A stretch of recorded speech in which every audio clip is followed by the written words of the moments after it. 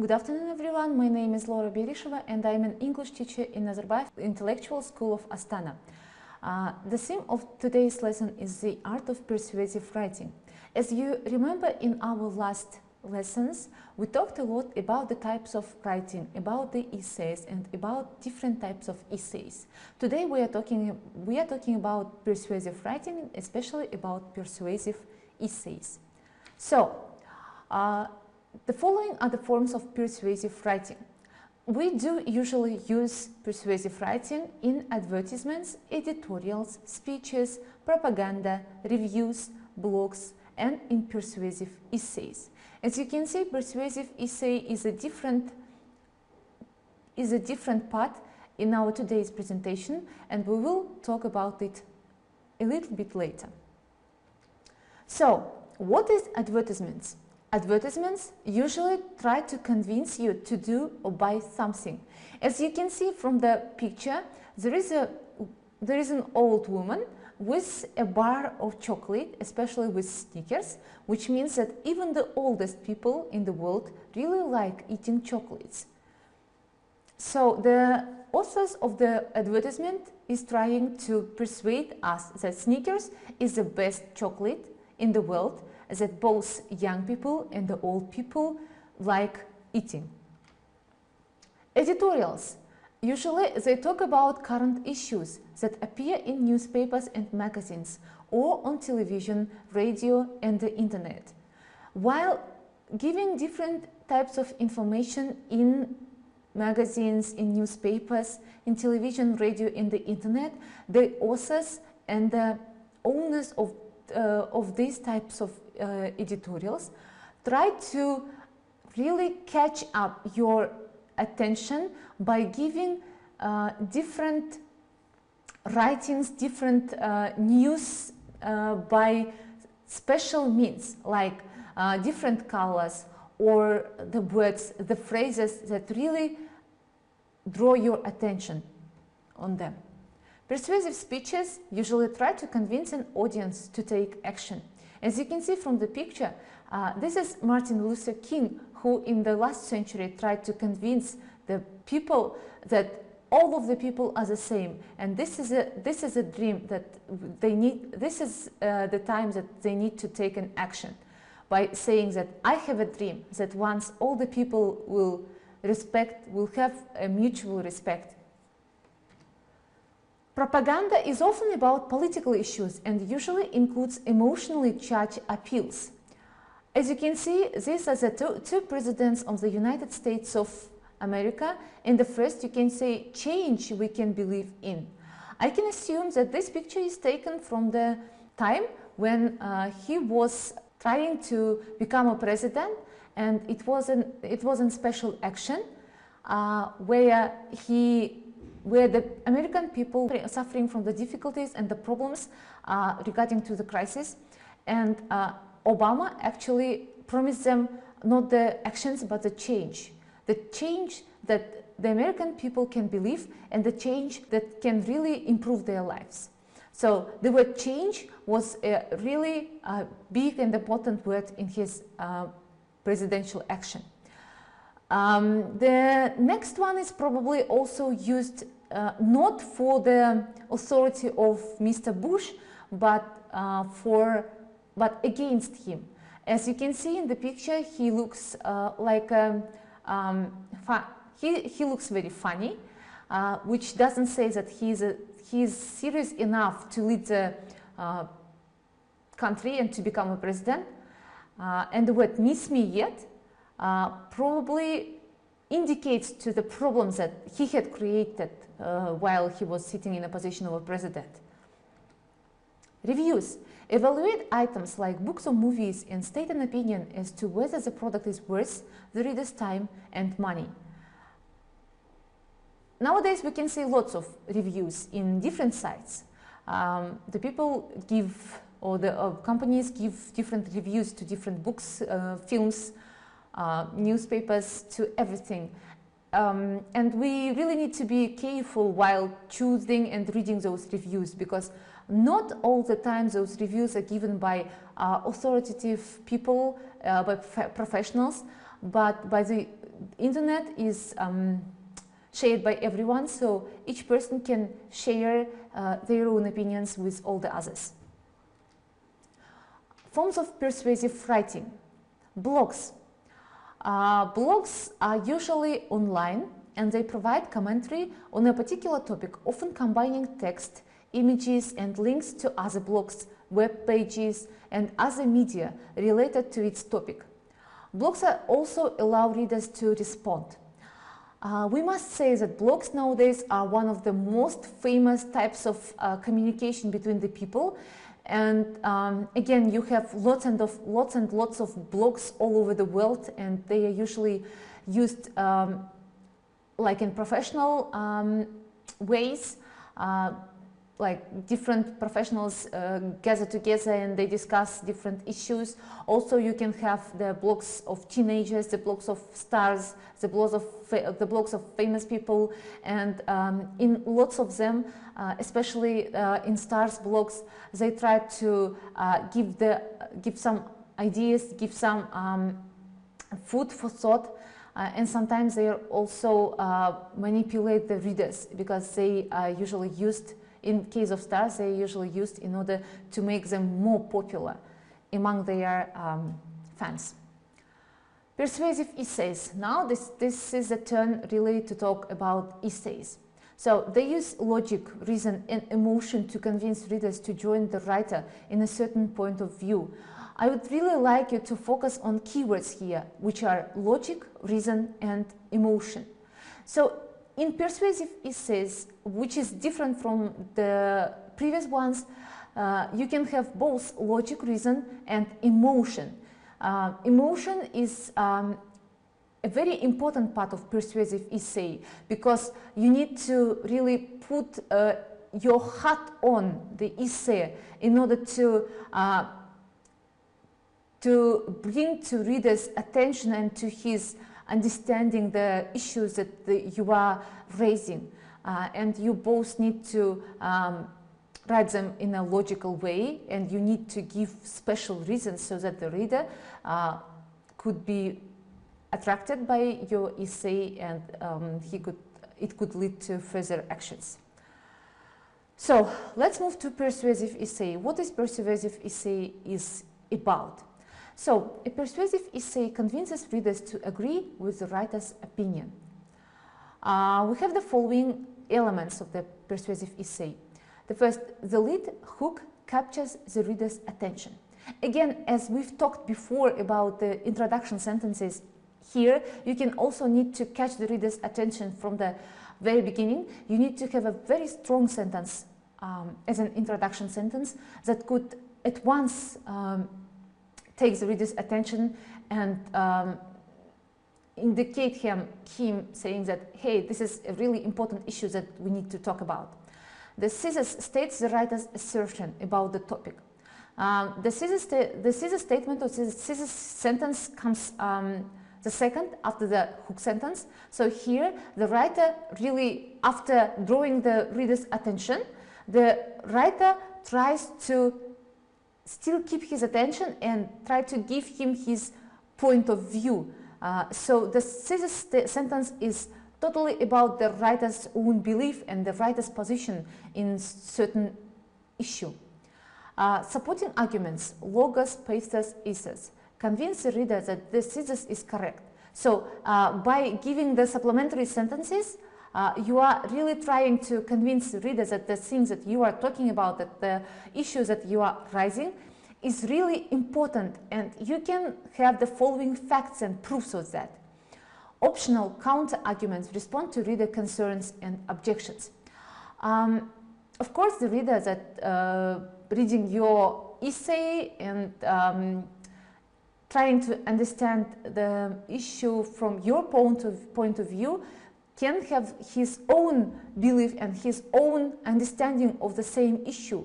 So by listing counter-arguments, you are trying to also take into consideration the reader's opinion, which is really valuable in this case, because you are also trying to tell the reader that, of course, I have my own opinion, and I'm really sure that my opinion is the best, but I can also think of your position too.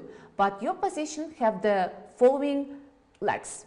So don't forget that while giving the counter arguments, you also need to list certain legs or certain negatives about those counter arguments, so that the point of view that you are saying, the issues that you are raising about the same question is really important in comparison with all the others.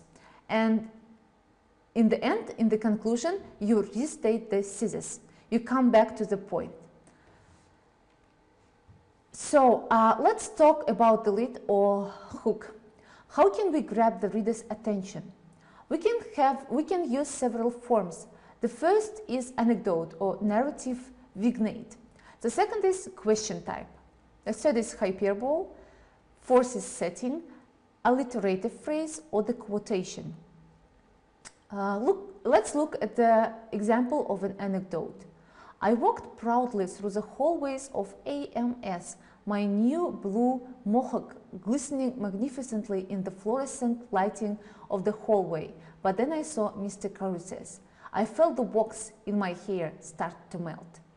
So here you can see the story going on. And there is a really critical moment when the writer has seen the Mr. Caruses, but we don't know anything about Mr. Caruses. There is something really important happening in that moment. So of course we would like to read the continuation. We would like to know about the continuation of the story. So this really keeps our attention on the topic and on the essay. Question: do schools have the right to tell kids how to dress? You have your own view about this, but you would like to know about the others' opinions and views.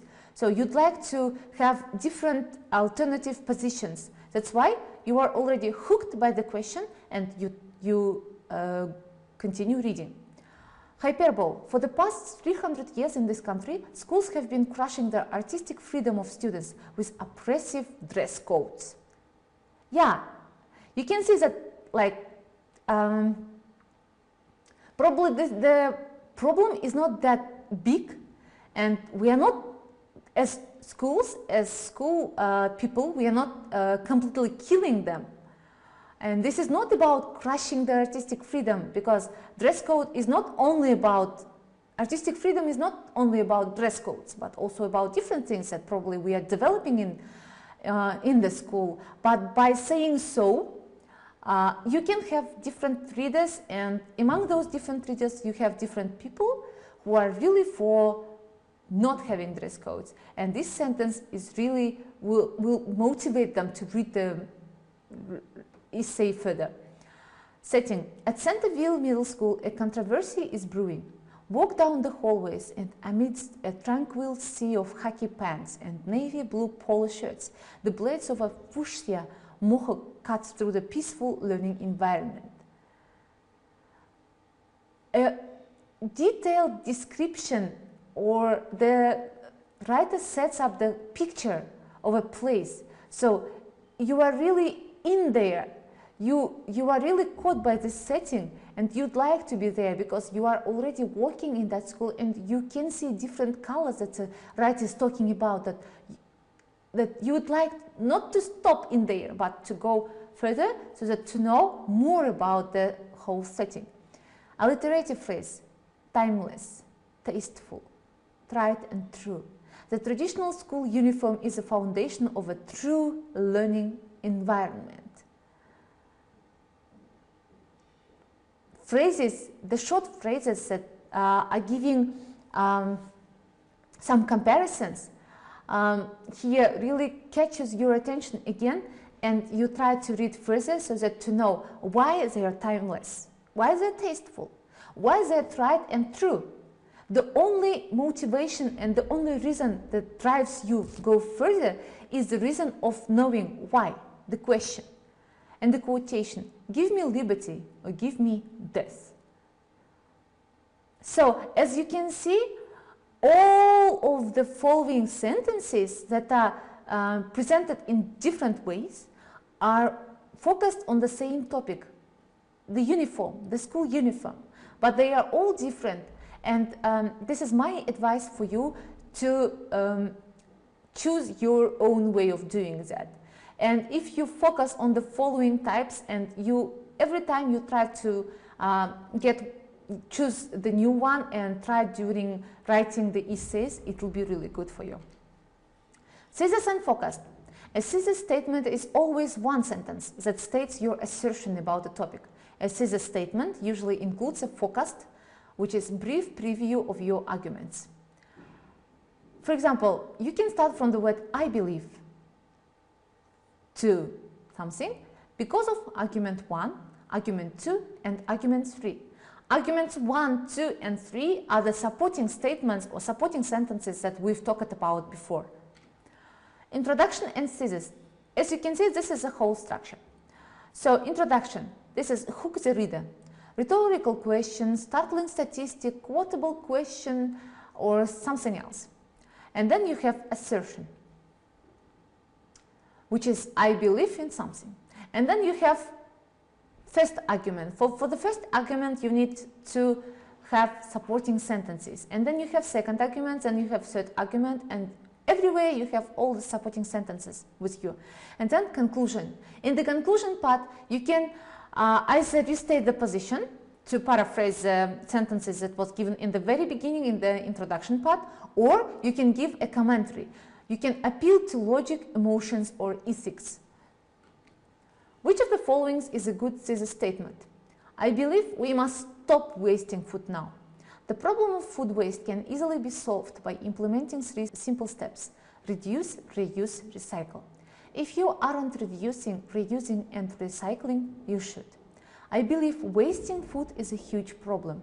We need to reduce our food waste. For example, make a shopping list before you go to the store and only buy things you truly need. You shouldn't buy a gallon of milk if you are only going to drink a quart of it during the week. Who cares if the gallon size is on sale? I can truly say that the fourth sentence is the best, as it doesn't only state the writer's belief, but it also tries to make us believe in the things that wasting food is not a good thing. Why do I think the fourth is the best? Let's look to 3 others. The first one, I believe we must stop wasting food now. An order given. So, imperative sentence. I don't care if you believe that we must stop wasting food now, but because I don't believe in that. You aren't trying to really persuade me that this is not a good thing. You are just stating your own point of view. So please leave it me. The second, the problem of food waste can easily be solved by implementing 3 simple steps: reduce, reuse, recycle. Yes, you are giving me the message, but what are the reasons for doing so? And the third, if you aren't reducing, reusing, and recycling, you should. Why? Again, all of these 3 sentences leave me with a question, why? And they aren't answering my question. That's why I prefer the first one. Supporting arguments. Logical appeal or logos. This is, does the author's proposal make sense? Ethical appeal. Is the author's proposal the right thing to do? Emotional appeal. Will accepting the author's proposal make me feel better?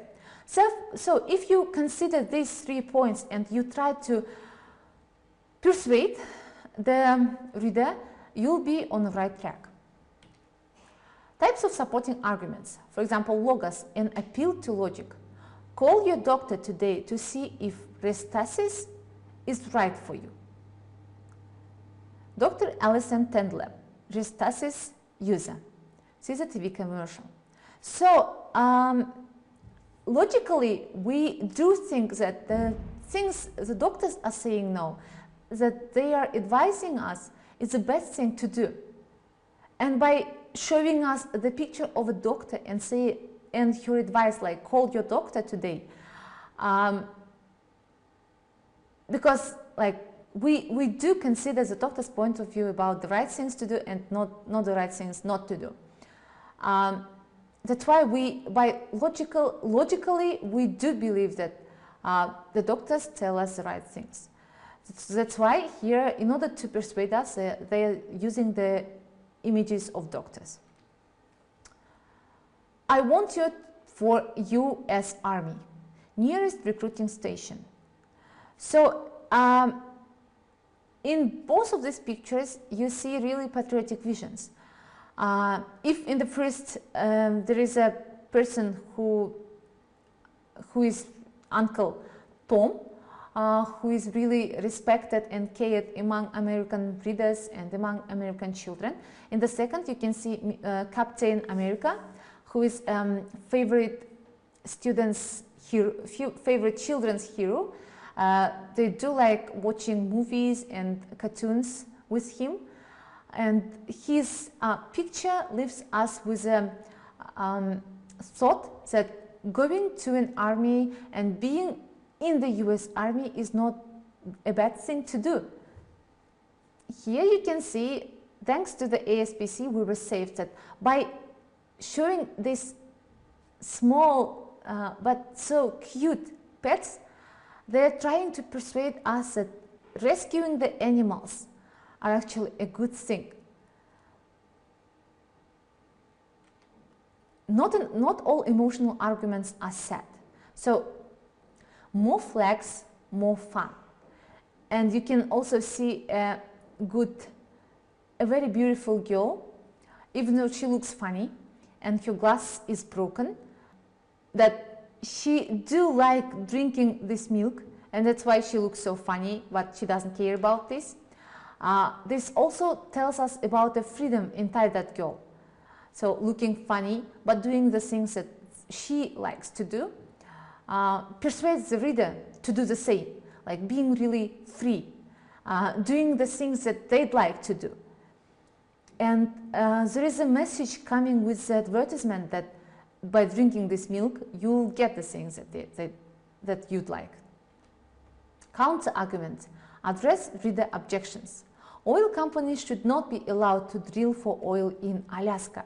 And they give us a very beautiful picture of Alaska. And we do know that by getting the oil from Alaska, actually we are destroying that nature. Every person who reads the sentence and then sees the picture will be against. This is a type of persuasion. Schools should make overweight students eat diet meals for school lunch. And again, you can see a picture of an overweight kid and the fruits. And of course, we do consider that eating fruits and vegetables for the lunch is not that bad if you have a problem of overweightness. Conclusion. Restate the thesis and commentary. Let's look. But 100 years later, the Negro still is not free. 100 years later, the life of the Negro is still sadly crippled by the manacles of segregation and the chains of discrimination.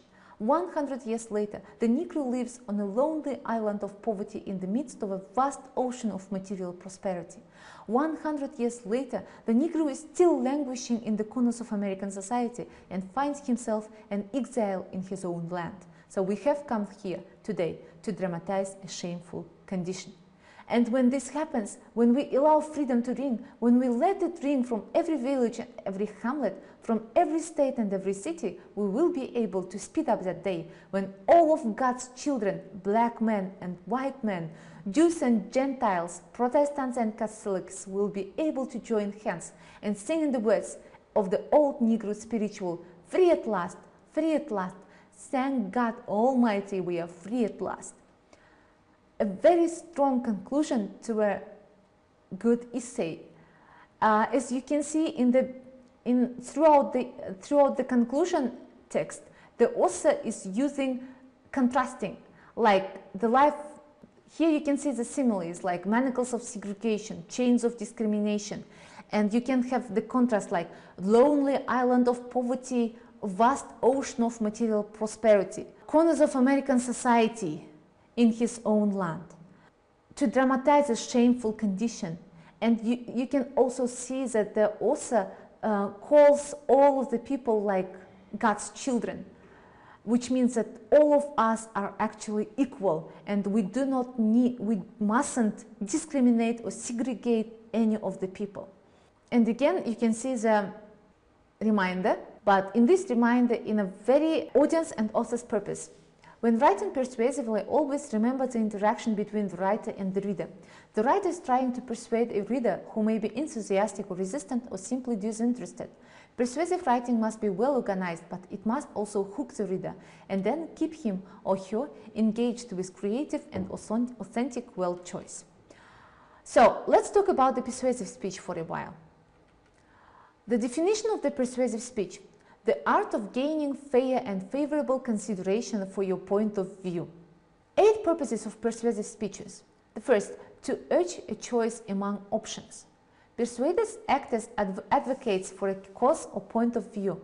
To use supporting materials as evidence that justified advice. Persuaded listeners become agents of change. Ask for audience commitment to a cause. Establishes character and commitment of speaker through leadership. Makes appeals to feelings. Makes us confront our obligation to believe and act in socially and morally responsive ways. Harmful forms of persuasion. Argumentative persuasion. Evil speakers can twist evidence and disguise bad reasoning. The relation of the Jews to prostitution and even more to the white slave traffic could be studied in Vienna, when thus, for the first time I recognized the Jew as a cold-hearted, shameless and calculating director of this revolting vice traffic in the scum of the big city. A cold shudder ran down my back. Adolf Hitler. It is a very negative form of persuading the people, but it depends on an aim of a person who is actually speaking. In his speech, Adolf Hitler is trying to make the German people against the Jewish people. So by making up his speech, he's really touching them from the deep to their heart, and he's picking up the things that the usual people consider as normal, or at least they can understand all of those things. But Jewish people are not understanding them, and they are not accepting those things. And of course, by making so, by contradicting the different facts that different cultures and nations are against, Hitler has made a situation when the German people were against Jewish people because of some of their opinions and visions about the world. Manipulative persuasion works by suggestion, colorful images, appealing music, and attractive spokespersons. We can say for sure that today's works of advertisement, different pictures, even the music, and different people who talk to us through television, through different videos every day, are trying to manipulate our understanding. They're trying to tell us that something is really good, and the common people are actually following their flow, because we are led by some people who have the mastery skills of manipulating persuasion. So, what is manipulative about these images? In the first, you can see he volunteered for submarine service. So, submarine service is one of the really difficult jobs in the world, because this is also very dangerous. You need to be under the water for months, and there is no guarantee and that you will be safe and you'll come home safe. But by making up this picture, by painting this picture, the author is trying to persuade the guys that once you go in there, you'll be really successful. You'll have the medals, as you can see from the picture, and you'll have the most beautiful woman. You'll be a hero. Of course, this picture will help them to catch the youngsters' attention, and they'll go for there. And in the second picture, you can see that the man is preparing a weapon for the war, and in the back side you can see a soldier who is probably waiting for that weapon to come in order to battle and save his own life. This is the only thing that the man in the front is keeping in his head. That's why he's trying hard to make everything ready by the time. So by doing this, by contrasting these two pictures, the author is trying to persuade the people that they are working for good things, that they are actually helping those who are in the battle, who are in the war now. Types of evidence to use in persuasive speeches. The first is facts, figures, statistics. Second, use examples from real life. The third is narratives. Make your audience witness to a living drama. The fourth, use expert testimony, witnesses. When you quote others, you are associating yourself with them. So be careful whom you choose. And the second one is reluctant witnesses are those who testify against their apparent self-interest and so are often more powerful, such as democratic critics of a democratic president. Evidence example. I know a child. Well, she must be 13 now. I'd better call her a young woman. She has memories, she has hopes, and she has juvenile diabetes. Like so many kids with this disease, she has adjusted amazingly well. The insulin pump she wears, she's decorated hers with rhinestones. She can insert her own catheter needle.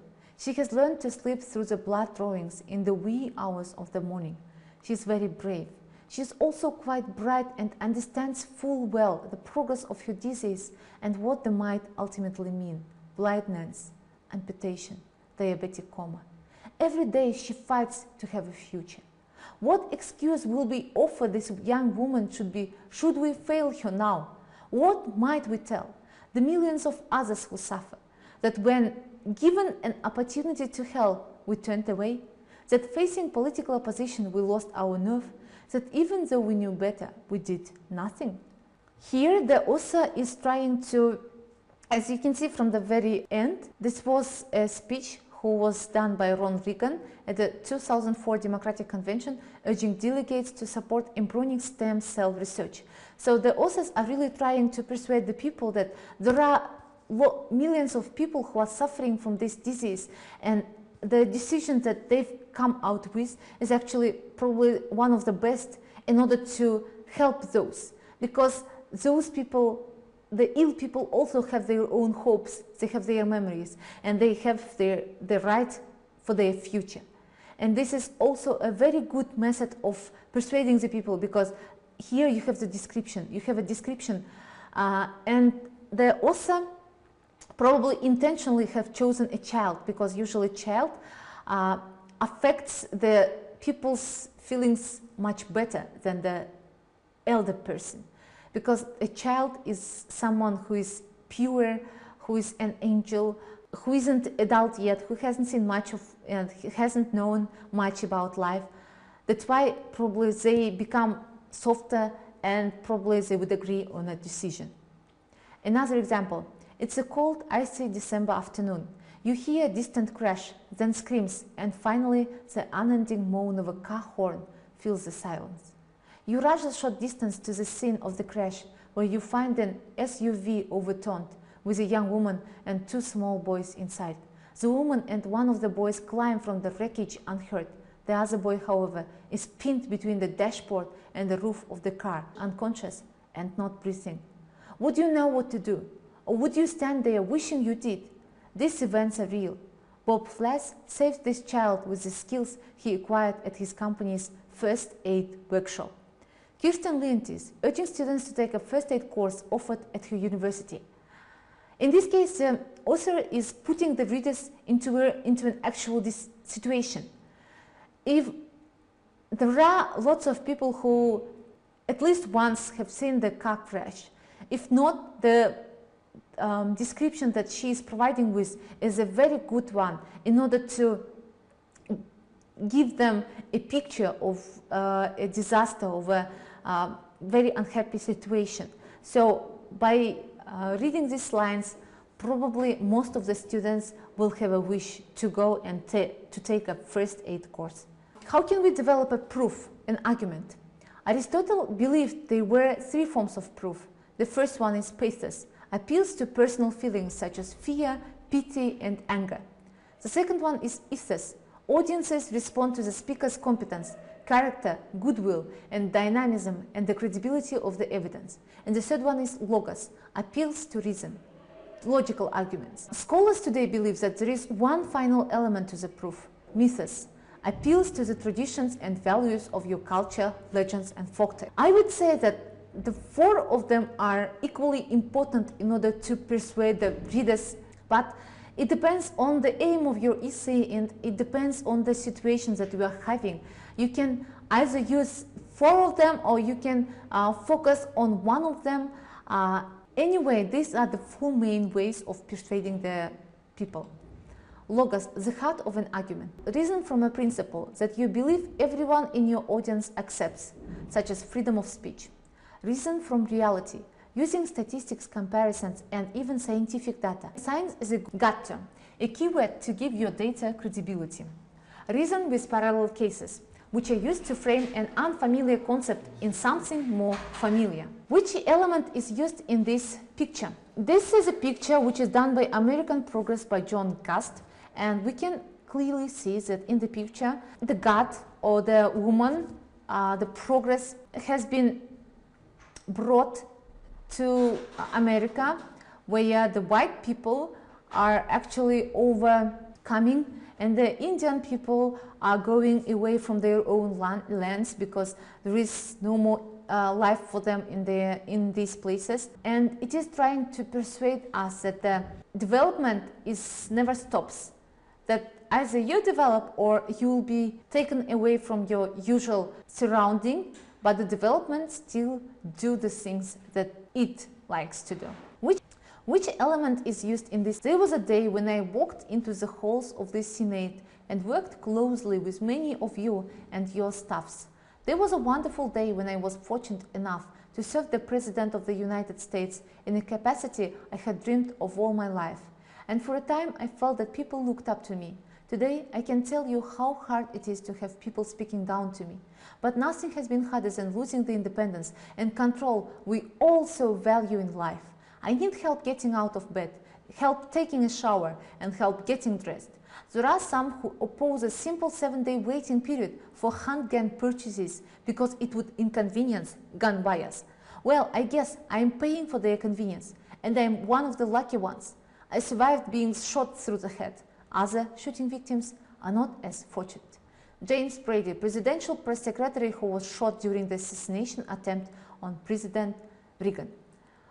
Here we are using the element that the scientists believe, and it is used nowadays very widely.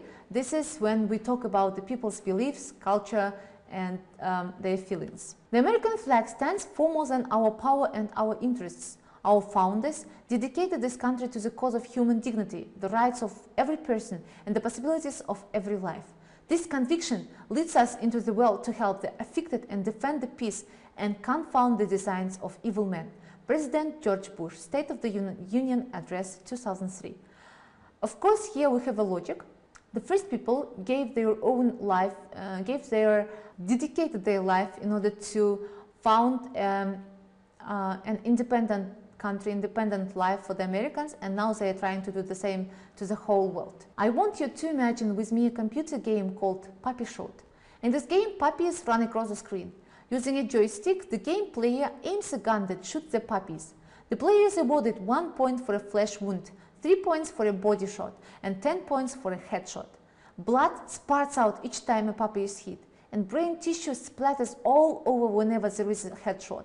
The dead puppies pile up at the bottom of the screen. When the shooter gets to 1,000 points, he gets to exchange his pistol for an Uzi, and the point values go up. If a game is disgusting as that were to be developed, every animal rights group in the country, along with a lot of other organizations, would protest, and there would be all sorts of attempts made to get the game taken off the market. Yet, if you just change puppies to people in the game I described, there are dozens of them already on the market, sold under such names as Bloodbath, Psychotoxic, Redneck Rampage, and Soldier of the Fortune. Dr. Richard Corlin, President of the American Medical Association 2008, The Secrets of Gun Violence in America. Here we have the PACER style. Constructing an argument, create an awareness of the problem and issue. First, Make sure that the audience knows that the issue exists. Make a case for the problem. Issue is an important one that needs to be. Create an understanding of the issue or problem. Use data and statistics to illustrate the problem. Use testimony stories, examples to connect with your audience. You can also respectfully address the other side of the issue. Constructing an argument. Offer a solution, plan, action that would address the issue or solve the problem. If you have offered a valid argument, the audience may accept your position and be ready to act. Have a valid plan that is logical. Enactment. Get them to act on what you say or the argument you present. Have them sign a petition, raise their hands, voice agreement, write letters to politicians, etc. Very controversial topics. Difficult audiences. Get modest goals. You may not change anyone's mind, such as asking only fair hearing from the audience. Give a multi-sided presentation. Acknowledge the arguments on the other side. Show respect at all times for the opposition. Example of multi-sided. I know that many of you may not like to hear what I am saying, but think about it. If capital punishment does not deter violent crime, if indeed it may encourage more violent crime, isn't it time we put capital punishment itself on trial? I know that the desire for revenge can be strong. If someone I love had been murdered, I would want the killer's life in return. I wouldn't care if capital punishment wasn't fair. I wouldn't care that it condones brutality. I would just want an eye for an eye. But that doesn't mean you should give it to me.